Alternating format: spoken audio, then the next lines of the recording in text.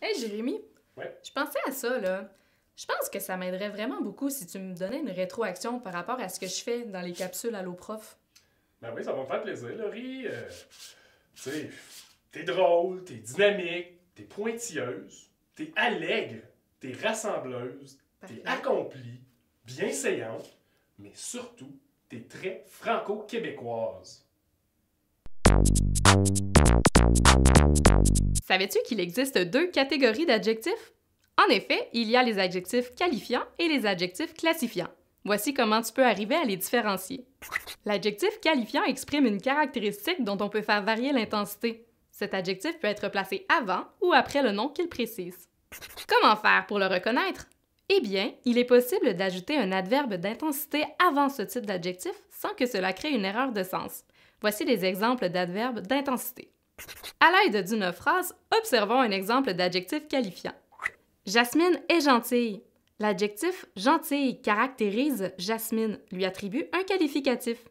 Pour nous assurer qu'il s'agit d'un adjectif qualifiant, nous pouvons ajouter un adverbe d'intensité avant celui-ci, tel que vraiment.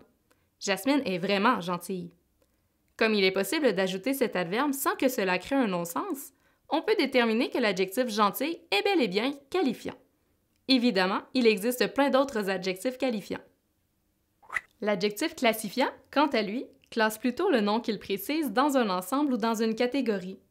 De ce fait, il est impossible d'ajouter un adverbe d'intensité avant ce type d'adjectif.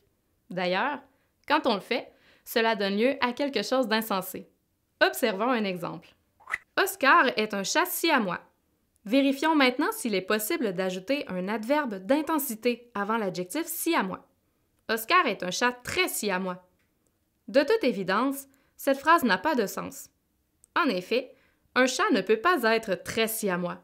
Il en est ainsi puisque l'adjectif siamois classe l'animal dans l'ensemble des races félines. Il ne s'agit pas d'un qualificatif dont l'intensité pourrait varier.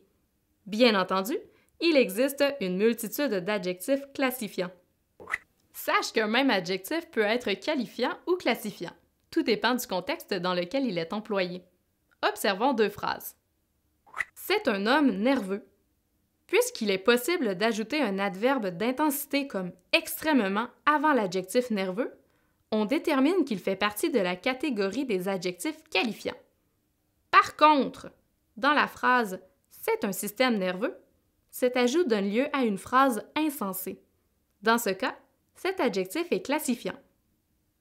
Un petit rappel, qu'il soit qualifiant ou classifiant, l'adjectif s'accordera de la même manière, c'est-à-dire en genre et en nombre avec le nom ou le pronom qu'il précise.